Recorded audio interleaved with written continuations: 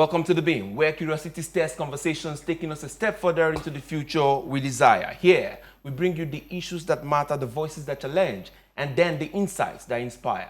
I'm Sunes Nathaniel, and today, we're asking a question that calls to the foundation of national progress, the skill gap. Beyond degrees, what is needed to build a nation? In a world driven by innovation, the measure of a nation is no longer in paper qualification, but in the competence of its people. Stay with us. This promises to be an eye-opening conversation. Now, joining me right now in the studio is Professor Idris Muhammad Bugaje, Executive Secretary, National Board for Technical Education. Prof, you're welcome to the program. Thank you very much. All right. It's a very important conversation because where the world is going to, we do not need just paper qualifications anymore. Tell us, just give us a brief as regards why this is very important right now. Well, globally, world economies are driven by skills, what your hands can do. And Nigeria should not therefore be different. We need to therefore refocus our educational system to produce skilled hands, not people with paper qualification, whether degrees or diplomas. We need to ensure that skills are delivered. That's what makes education functional. When we talk of functional education, it's basically producing people who have skills, who have entrepreneurship. Today, we are doing the complete opposite, producing products with certificates who cannot create jobs and who cannot even be employed. So our educational systems need to be re-engineered so that it can deliver on skills. It's fundamental. That's a good premise to start. So what does effective leadership in the skills ecosystem look like? Because leadership is key if this has to work in Nigeria. What does it look like in that skill ecosystem? And how is the MBTE positioning itself to make this vision real? Well, MBTE is the regulatory body. We are also the Secretariat of the National Council on Skills. This National Council on Skills is supposed to drive this agenda and is chaired by the Vice President, His Excellency, the Vice President of Nigeria. We have about 6 ministers, 7 governors, a number of, private sector bodies, including, the Dangote is the second, Alhaji Aliko Dangote is the second vice chair.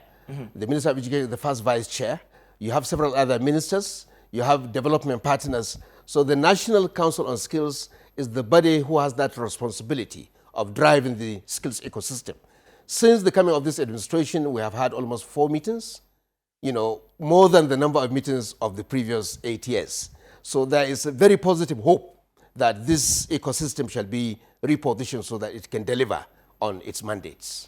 All right. One of the things that comes to mind when it comes to this conversation is the National Skills Qualification Framework. Yeah. What really does it entail, and how does it bridge that gap between the informal skills and the formal, recognition, especially when we're looking at millions of young Nigerians? Yeah. Well, the NSQF Nigerian Skills Qualification Framework gives us a very good, template for us to drive skills development in Nigeria. It has recognized qualifications level 1 to 9. It has recognized both formal and informal. For the informal, it has what they call RPL, recognition of prior learning, whereby even roadside artisans can be properly recognized and certified. This will allow them to go for higher level training. This will allow them to be engaged in a number of national projects across the country. So the NSQF is the foundation. Our hope is we need to do all our skills training under the NSQF.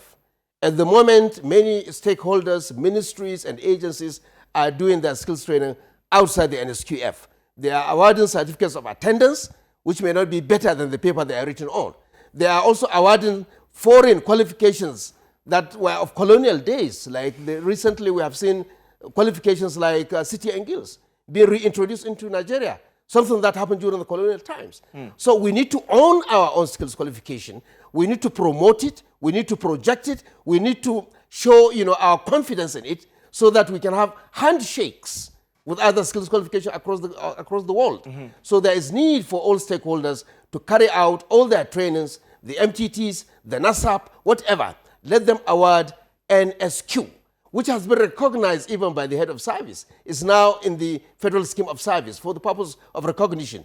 Industry is also accepting it because the NSQ is being driven by sector skill councils, which are private sector led. So with this, I think all stakeholders need to come on board on the NSQF so that we can now properly entrench it in our skills ecosystem. I mean, beautifully said. It now takes us then to the technical question, the TVET question about, vocation, training, education, which is often called like the base, the engine of development. Yeah. And then, but Nigeria is yet to be seen in that, that fallback position. Yeah. How do we change it? How do we get it to where it should be right now? Well, TVET is the foundation for industrialization. Nigeria has suffered a lot in the past because we have not given the right recognition to TVET. If you look at the number of technical colleges in Nigeria, we have only about 130 or so, while we have over 15,000 secondary schools. This shows even at the secondary level, we are not giving TVET the right recognition. We need to have equal number of, even more, if not more, TVET institutions at sub-tertiary level. And then we also need to allow polytechnics to take products from these technical colleges so that they can go for higher skills training. So TVET has suffered for so long. There is need really to reposition TVET. The new Minister of Education is doing his best to reposition TVET, but I think TVET requires more funding. At the moment, the new TVET initiative, they have rolled it out with about 70 billion for the whole year. Only 20 has been released. This is grossly inadequate. There is need for us to look for additional funding to promote TVET. There are other skills training programs in the ministries of communication, the 3 MTTs, in the Ministry of Housing, the NASAP, etc., etc. All these need to be brought under the NSQF so that we can give a proper certification, and then Nigerian youth can be properly, empowered through skills. I mean, now that you've brought it, let's get to the 3 MTT. Yes. Because the question is, we see it everywhere, it's in the news, right? The question is, why does it feel like we are not seeing the effect? Is it that we're asking the question too early? No. Or is it that something needs to be done in essence? Actually? No, we need to interrogate all these schemes rolled out with good intentions, but we need to interrogate them. We need to ensure that they are delivered properly. At the moment, we have 3 MTTs promising 3 million youth, in the ICT area. We are having 1.3 million under the new TVET initiative. We have over 1 million under the NASAP of the Ministry of Housing. This rolls out to over 5 million in the next coming 1 or 2 years. So there is need for us to interrogate it. The National Council on Skills is doing its best to ensure that they are delivered properly. At the moment, the numbers may not be high. There is need to bring in more funding. There is need to put in monitoring and evaluation, and we even need to get non-governmental bodies to monitor these programs so that they are properly delivered, because they give a lot of hope to young people, and they need to be delivered properly. And I think all stakeholders need to come on board, including the private sector, so that these programs are delivered properly. All right, Prof, in your own opinion, I want to ask you this. How much do you truly think that our, downplaying technical colleges and downplaying technical skills, how much do you think it has hampered our growth, progress, and transformation? Well, that has been the major, source of our underdevelopment. Over the last 30 years, Nigeria was facing deindustrialization. Even the new industries that come, they have to go outside Nigeria to recruit skilled workers. Dangote brought about 11 million to deliver that refinery. At the moment, he's up 11,000 Indians. At the moment, there are about 2,000 Indians in that factory, in that refinery. The same thing is happening with many other projects. Even in the oil and gas sector, you find Indonesians, you find Filipinos doing the welding, underwater welding, etc. This is shortchanging the Nigerian youth. There is need for us to refocus our education system, to bring in more funding, so that we can now train people in TVET, train people on skills. Whatever degree you have, whatever background you come with, come and do skills training so that you can fit into, what the demands of the industry are. I know a bank manager who was, a manager who was thrown out of his job. He moved into underwater welding. Now he's earning millions monthly. From the banks? He left the banks to join skills, underwater welding. I saw him about two years ago. Even then, he was earning about 1.5 million monthly, which is much, 3 times what he was earning as a bank manager in those days. So there is need for us really to refocus the entire system on skills, because this is the only way Nigeria can industrialize. Even foreign direct investors, when they come to Nigeria and there are no skilled hands around, they will not be encouraged to put up industries in this country. So we need to really realign, refocus ourselves to the global best practices. Let's refocus our educational system to become functional, to deliver on skills, to deliver on entrepreneurship. This is the way forward for this country. All right. I mean, you said something earlier about how we are using certain certificates that are, from the colonial days and I mean, days beyond when I was born. I mean, even my father was born. And, Yes, and then the question then becomes, how do we make sure that we are the ones who are going to be training our young people and every other person who is interested in these technical skills, and they will get the real standard, because that's the fear sometimes, that it might be substandard if some of us take over this thing. But that narrative has to change, right? It has already changed. Nigerians have already, developed capacity to deliver most of the skills training. There are a few areas that we require foreign expertise, even now. But most 80% of the training programs we are running is delivered by Nigerians. And we need to therefore use Nigerian skills certificate, NSQ, rather than bringing in city and guilds, rather than bringing in, this foreign colonial, qualifications, which only contribute to capital flight.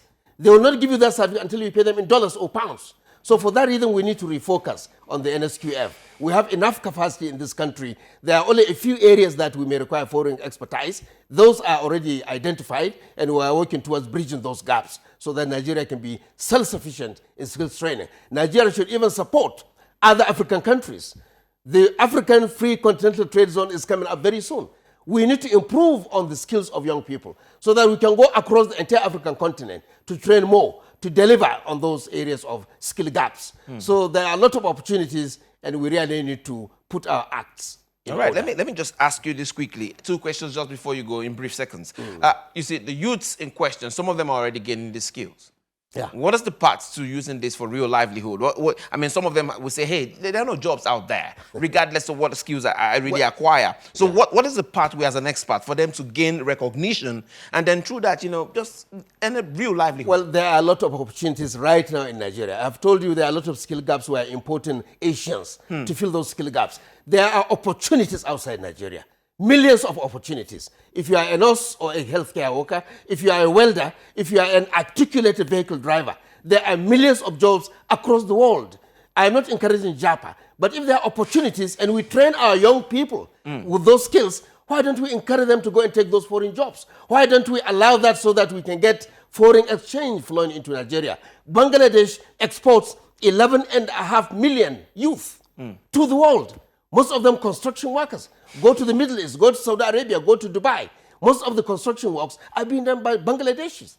When we train young Nigerians, they can be able to move across the world and fill those gaps. Today, Nigerian construction sites are being managed by, Beninese and people from Togo who are doing the POP, the tiling, and the finishing. This should change. We need to train young people. We fill our local demands. We even export labor to the world. That's the way forward.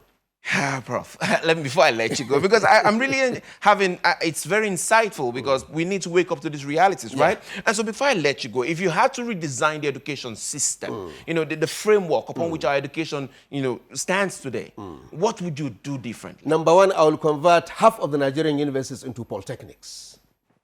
That's the way forward. Unfortunately, our thinking is going upside down. We are doing it in the reverse order. China converted 600 universities in 2017 into polytechnics so that they can meet the demands of skills needed by industries across China and across the world. That's number one. Secondly, the curricula will change. I'm going to change the entire curricula so that we can put at least 50 to 70% skills content. Whatever you study in the university or in the polytechnic, you cannot graduate without a skills qualification. You may even read history. Go and do skills in POP, electrical installation, or welding. Anything you have passion for, carpentry, furniture making, etc. So this is the way to go, so that we graduate Nigerian youth who have both knowledge, knowledge, skills, and, character. At the moment, we are only graduating people with character and knowledge. We need to add skills as a very important component. We need to bring in entrepreneurship so that young people, when they graduate, they'll not start roaming about looking for jobs. They can put sets together and go and set up a business of their own. That's what China is doing. That's why the Chinese youth are engaged, small-scale productions all over the country. We need to also improve on the, certain, areas like power supply, because that's one of the major problems facing small-scale industries in Nigeria. They cannot run small-scale industries using generators and diesel. It's not economical. We need to fix the power sector, and we can now reinvent the educational system so that it can deliver on skills and entrepreneurship. Professor Bugaje, thank you very much for coming on the program. Thank you. It's a pleasure having me. All right. Yes, you're watching The Beam, where the old is reckoned with, the future is interrogated, and power is held to purpose. When we return, we shift our focus to an issue that continues to define justice, governance, and the soul of this nation, corruption. Do not go away. Stay with us. Welcome back. This is The Beam. We've explored how skills and competence shape development. Now, we turn a different kind of deficit, a moral and institutional one. The judiciary is the bedrock of justice, yet the phrase corruption within the judiciary continues to echo across headlines and courtrooms alike. To help us examine the critical issue is Barrister Giwa Victor, or Victor Giwa, lawyer and human rights activist. Barrister, you're welcome to the program. Thank you for having me. Yes. This is hinged first on the fact that we are being labeled a real corrupt nation, and that's why we are being looked down at today. Let us start from there. Yeah, I think recently, or sometimes in 2021, if I'm not mistaken, there was this international organization that rated Nigeria as one of the most corrupt countries in the world. And within that, perception, they said that the judiciary and the police institution are the most corrupt in Nigeria, looking at the institution.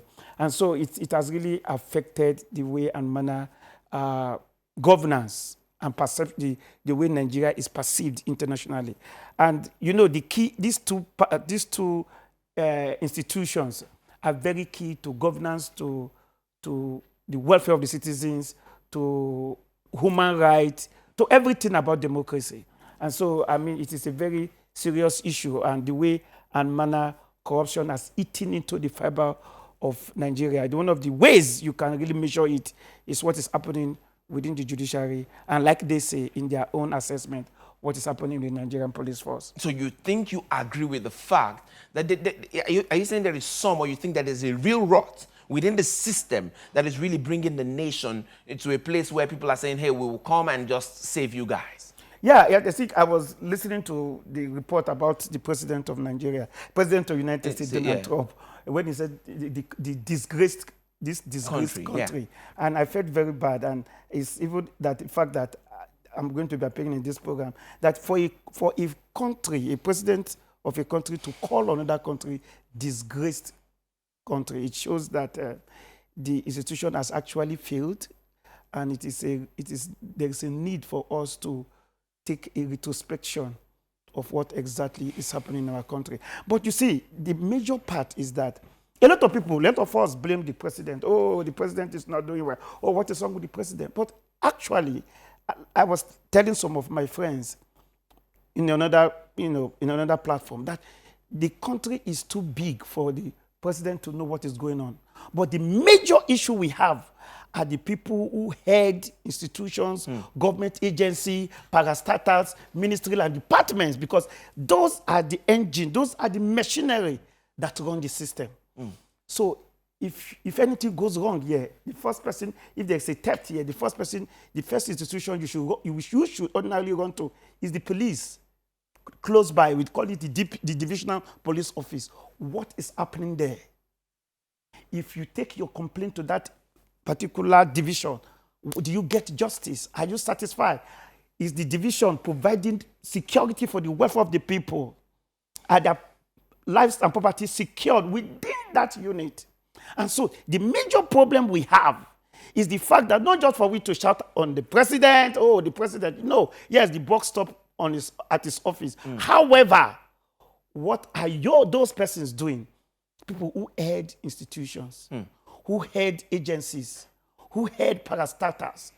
How are they conducting their affairs? Because in looking at whether Nigeria is a disgraced country, the question you should ask is, are those persons conducting the affairs of the institution based on national interest or personal interest? As a matter of fact, the major plank of corruption in Nigeria is abuse of office. Speak to it. Yes. Now, I would give you a very good example, talking about judicial corruption. Now, I will tell you how, for example, and I think if the Inspector General of Police is listening, how will you imagine that the Director of Legal of the Nigerian Police Force institute an action against an individual to the court And he said, okay, this particular person is charged for forgery. And the forgery is against another individual. So I will give you a live example. So I was involved in a case where the director of legal of Nigerian Police Force, this is a live example. So this is not a story, this is not a speculation, this is not a simulation. I hope it's not in court, though. No, it's not. All so, right. and now, they said this person that you are charged for forgery. The person that they allege you forged his document or you presented him said, look, I have not complained that my document I'm not the one forged. presenting the case. I am not the one. I have not complained my document was forged. I have not complained that I was impersonated. But the director of legal said, no, charge him. You deploy state resources. You deploy members of the police, your legal unit, to go and prosecute that case. That is what we call abuse of office. When you spend that time to prosecute because of personal interest, not national interest, the person did not steal our money. The person did not forge government paper. The person did not deprive government of its resources. The person did not undermine government institution, individuals. And the person involved who is being injured or who is supposed to be injured that, oh, I impersonated you are injured, you have deprived me of something. The person is saying, no, I don't have any such complaint. No, the police said, no, charge him, take him to court. And you deploy state resources. Those times you have deployed resources on those personal agenda, you have deprived the state, the community that would have been enjoying police protection. And that is why we see cases, for example, where they are kidnapping, where there are cases of violence, robbery, and all of that. They will tell you they call the police, they tell you that they don't have fuel. Why? Because maybe the DPO or whoever has used the money he gets for fuel to send to police. But I mean, the police can always say that those cases have been really dealt with and they're very little these days. What is little? Are you not aware that as I'm talking to you now, 2 buses were kidnapped within Lake Abuja to Kogi 3 days ago? As a matter of fact, my own auntie was involved. Our 21-year-old daughter going to Anyagba. As I'm talking to you, the kidnappers are asking for 15 million for a lady who has no father, who they borrowed money to send her to Kogi State University. So the point we are making that the corruption is so entrenched. Then secondly, we now see situations. Sometimes we blame, like I said, the president. What of other persons, including we lawyers? I have seen situations where lawyers, it was Femi Falana that was senior advocate that was saying that, and the Attorney General of the Federation, the Lateef Agbemi, that was saying that it seems that justice is now for the rich. That is part of the corruption. He said, this is Attorney General of the Federation, Lateef Agbemi. Some few months ago, he says like justice is now for the rich. He said because of the kind of justice that is being given out in court, he cannot understand how it will be affordable by the poor. And what is the problem? Even some of these senior advocates, we compromise the courts, compromise judges to give them the kind of justice they want, either the kind of justice they have influenced, they have bargained, or they have arranged for their own personal interest. So when we blame government institutions, when we blame the president, we should be careful.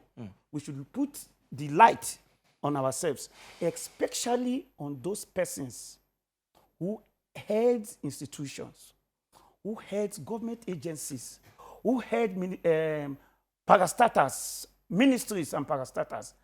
What are you doing? So before you point your hand at the villa, let's point our hand at the villages and the communities where agencies of government are being run, because government is run through people, individuals, through agencies, through parastatals. So in terms of corruption, there's a need for us to start holding these persons accountable.